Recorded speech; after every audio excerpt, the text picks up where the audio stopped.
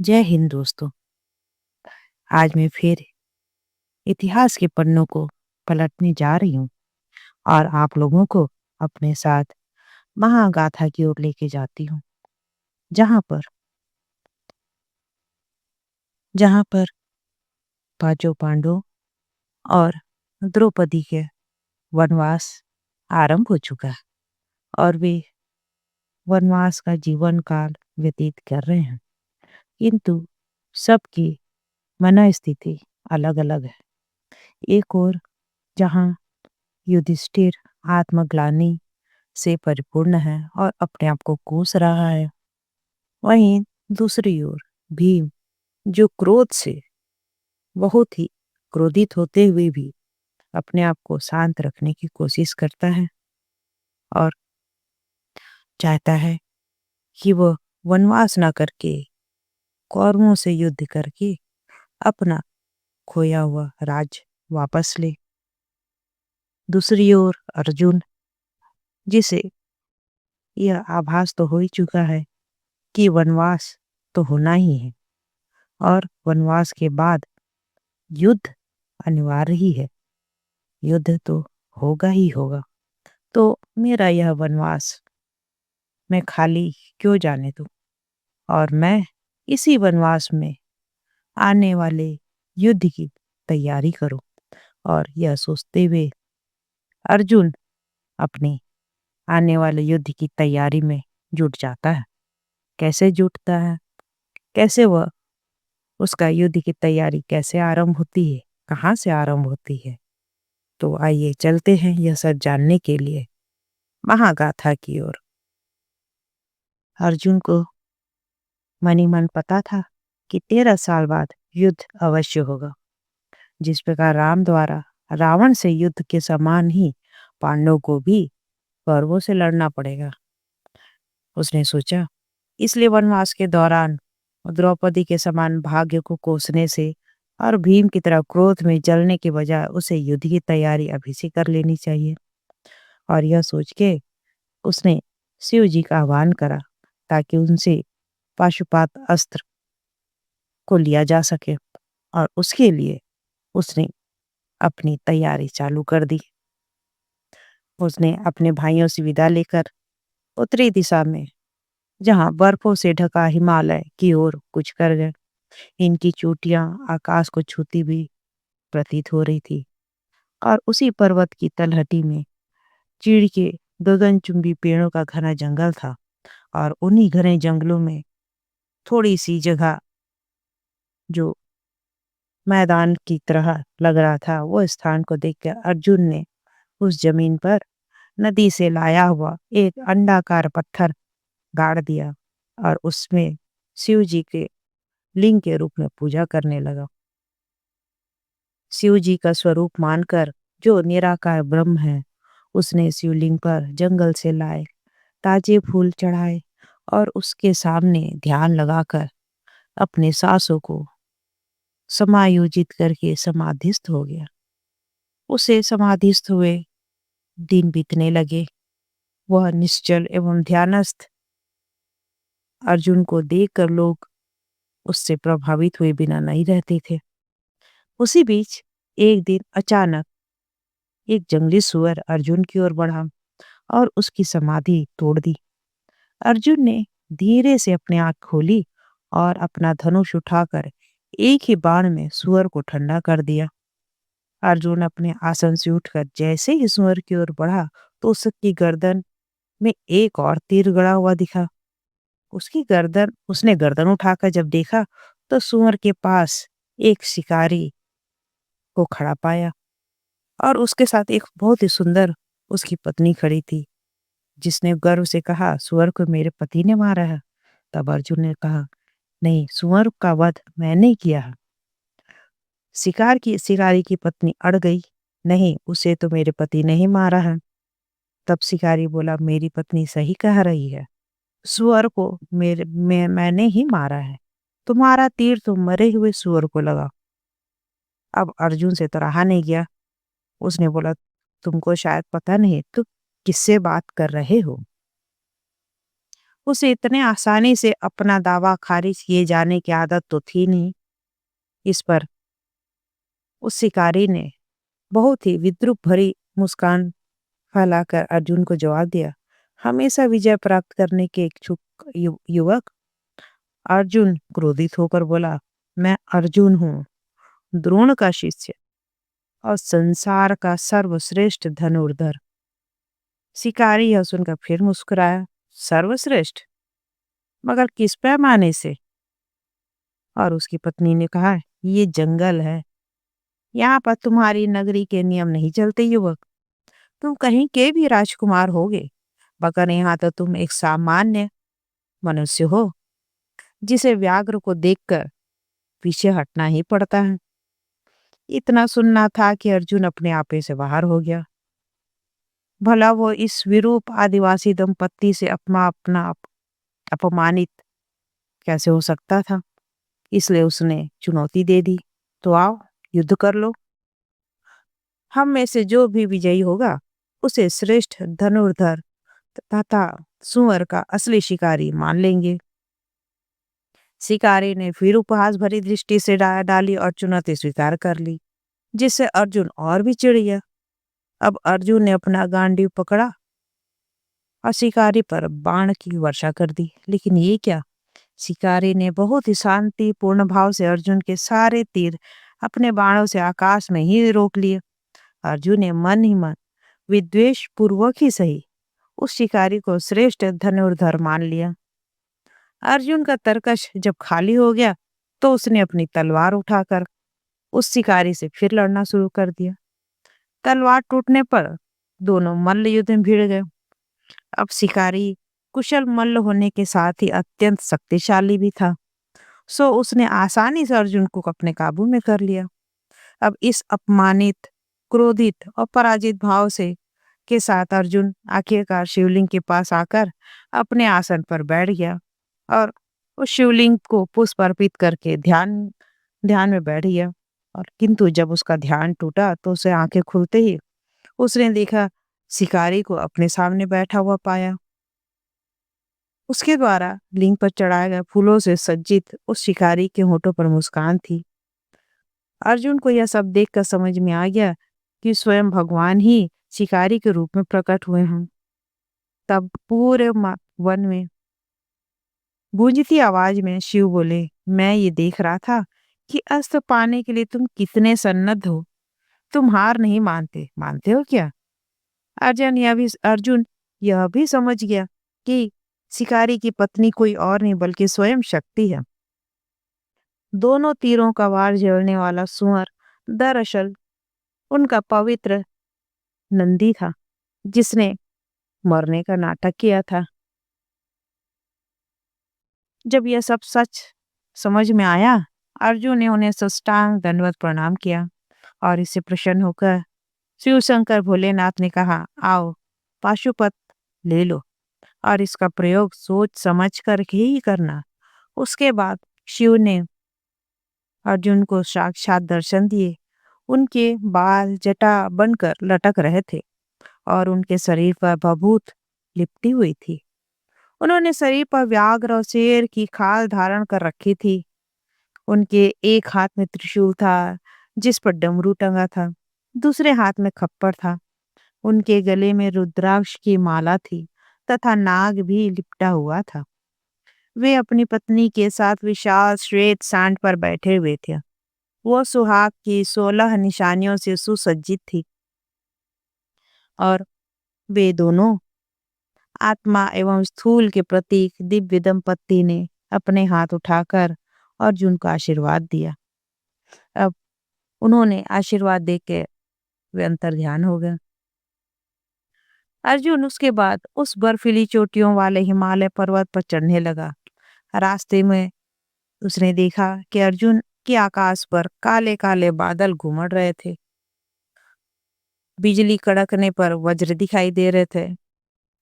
उसके माध्यम से स्वर्ग के राजा और उसके पिता इंद्र उसे अपने अस्तित्व का भान करवा रहे थे।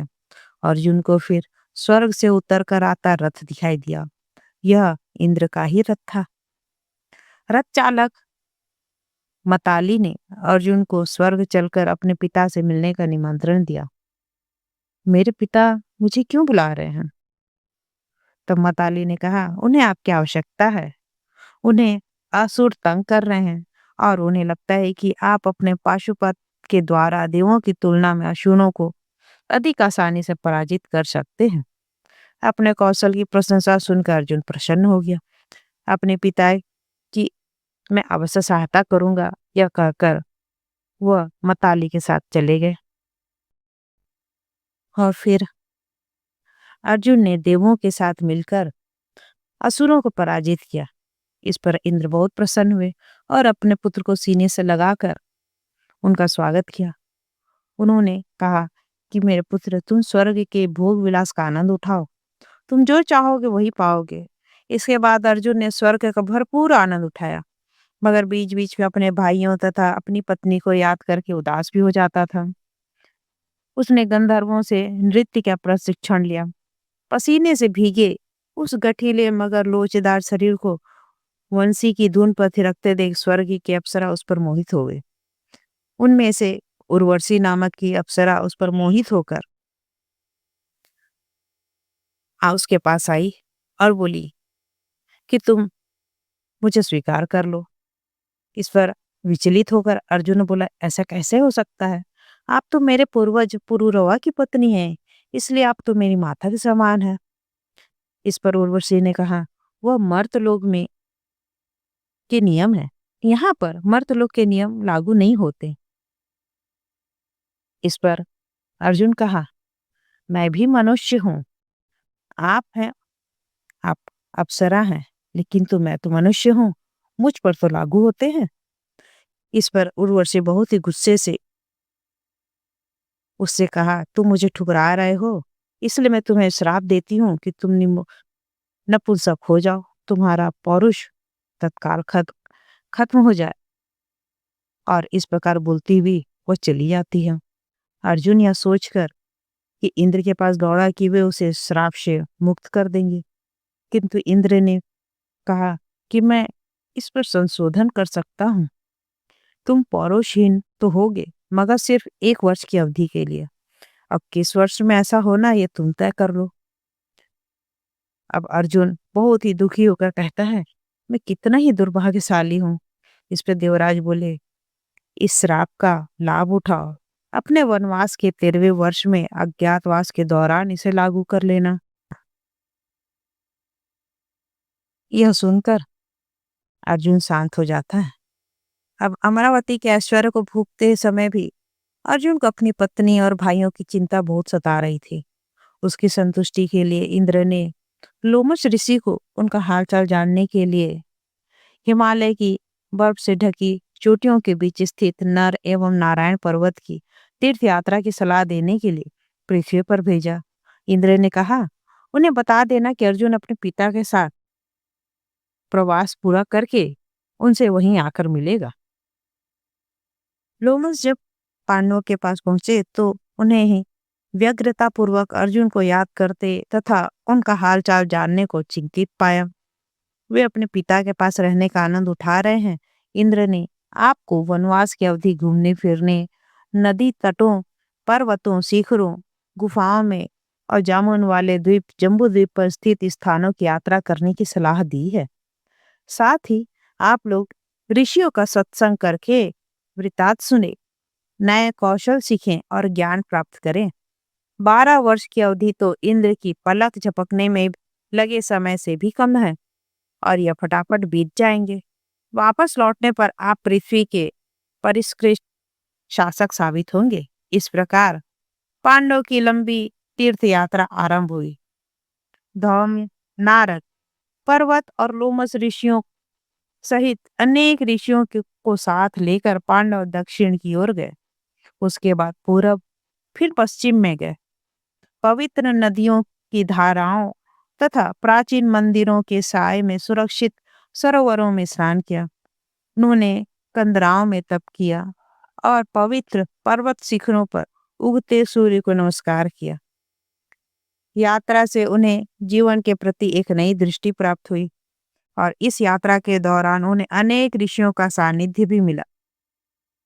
इन ऋषियों में महान तपस्वी बृहदाश्व एवं अर्षित सेन भी शामिल थे। उन्होंने पांडवों को अनेक कथाएं सुनाई तथा विविध दर्शनों पर चर्चा भी की।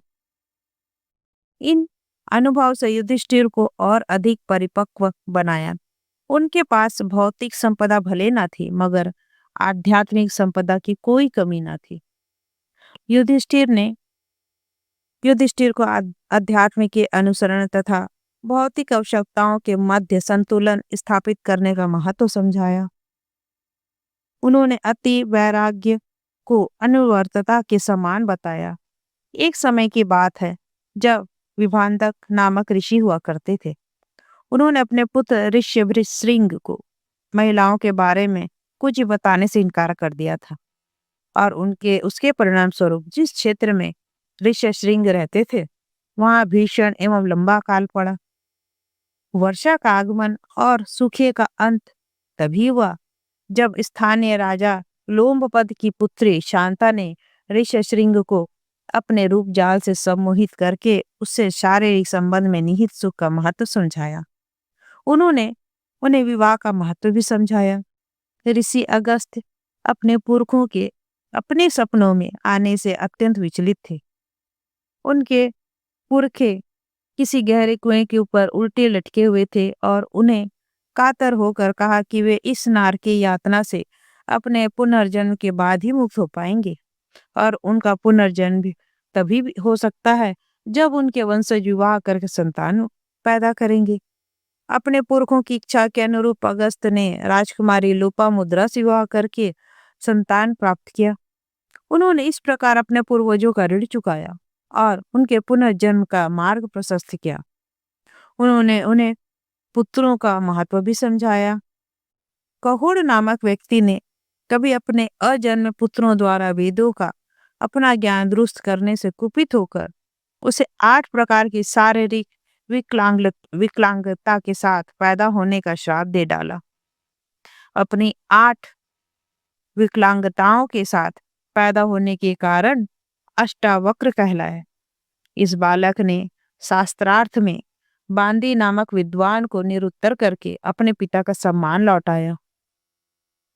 बांदी ने इससे पहले कभी कहोर को ऋषियों की सभा में अपमानित किया था। इस प्रकार अपने पिता द्वारा श्रापित होने के बावजूद पुत्र ने अपने पिता को उसके अपमान से मुक्ति दिलाई।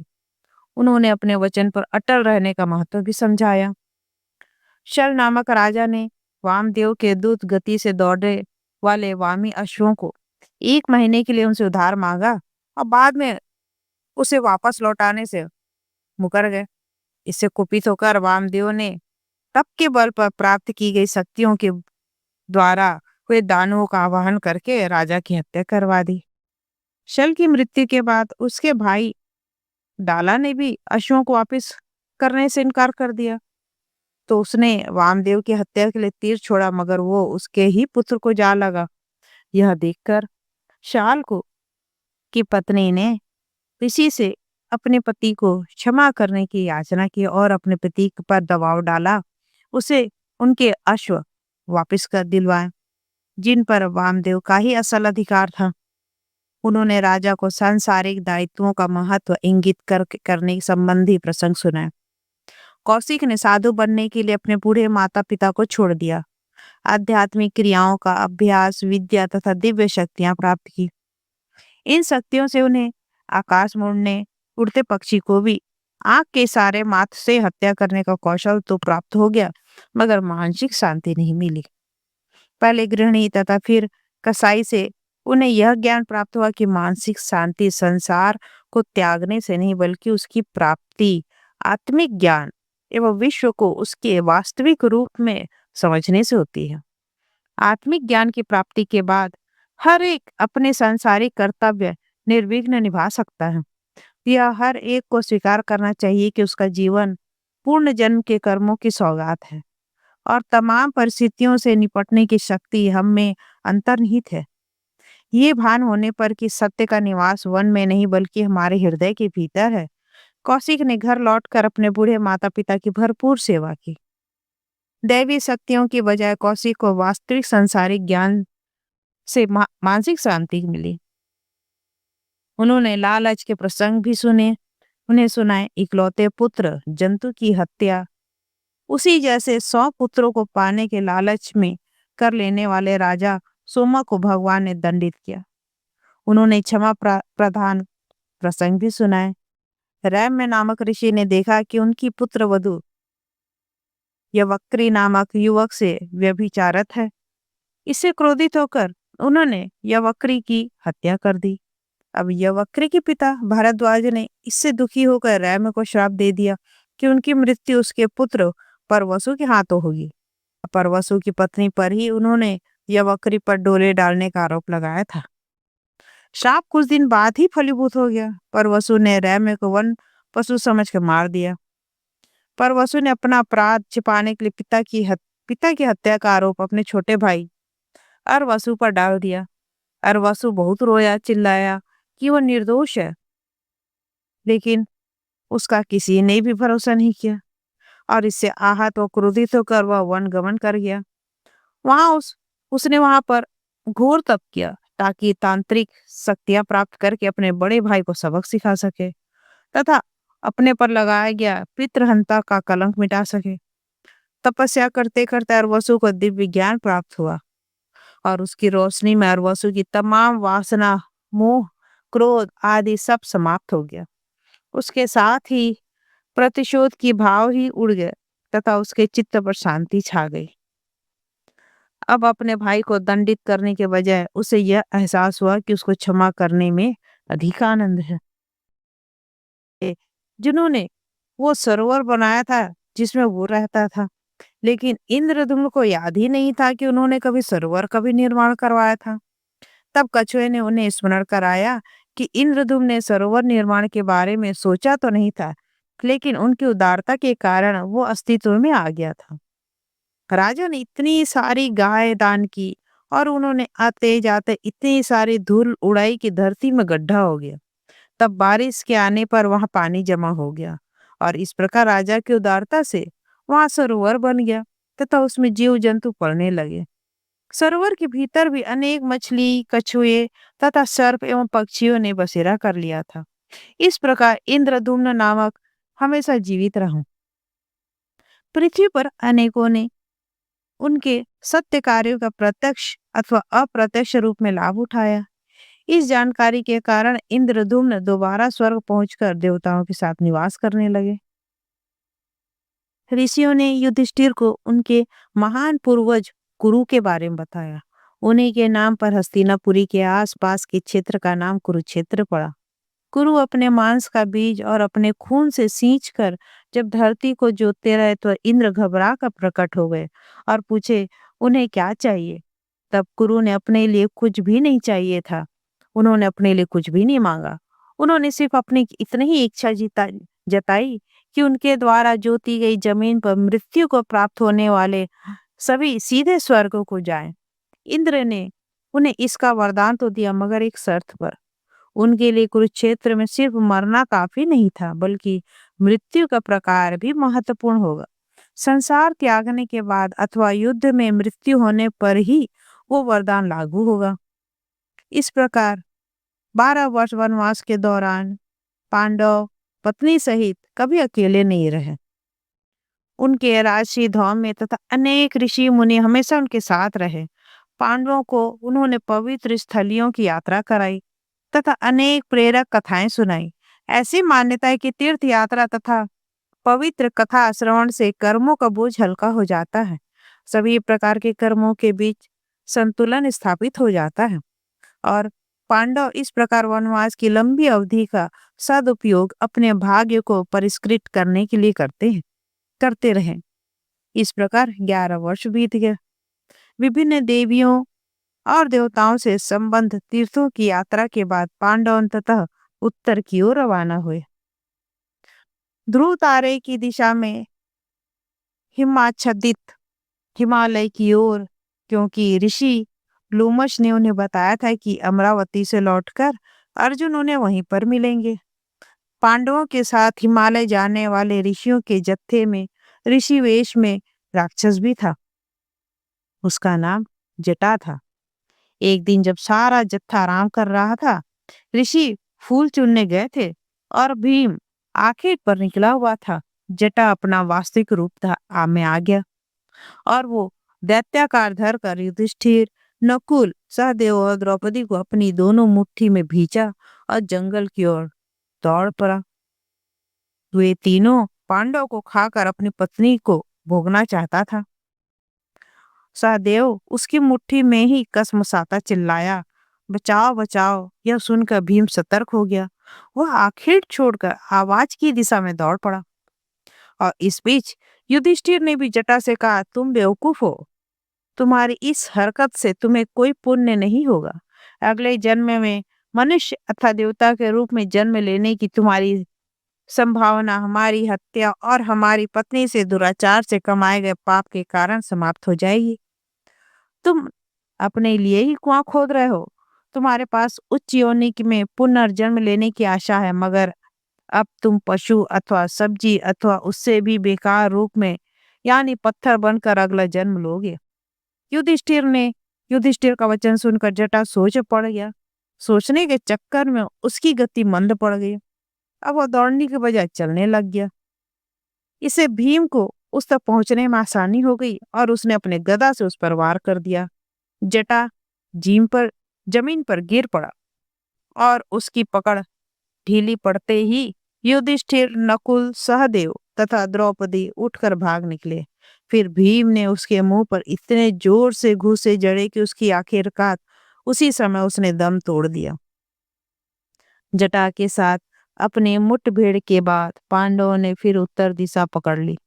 घाटी तथा हिमालय के अनेक शिखरों से विहंगम दृश्य बहुत ही नयनाभिराम था, मगर चढ़ाई एकदम खड़ी और खतरनाक थी।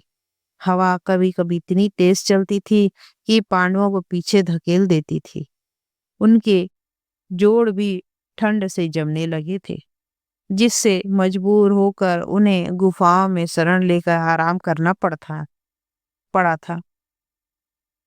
ऊंचाई पर हवा की कमी से युधिष्ठिर की सांस उखड़ने लगी और थकान के मारे द्रौपदी बेहोश हो गई। नकुल और सहदेव ने दौड़कर द्रौपदी के हाथ पैर रगड़े और उसे प्यार से समझाकर होश दिलाया। फिर उन्होंने अपनी चढ़ाई जारी रखी। शिखर पर पहुंचकर अंततः उन्हें अर्जुन से पुनर्मिलन हुआ।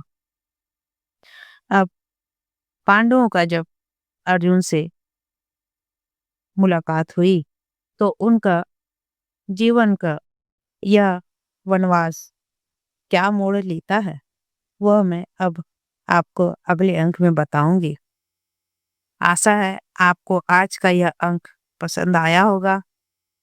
अगले अंक के लिए जय हिंद, जय भारत, धन्यवाद।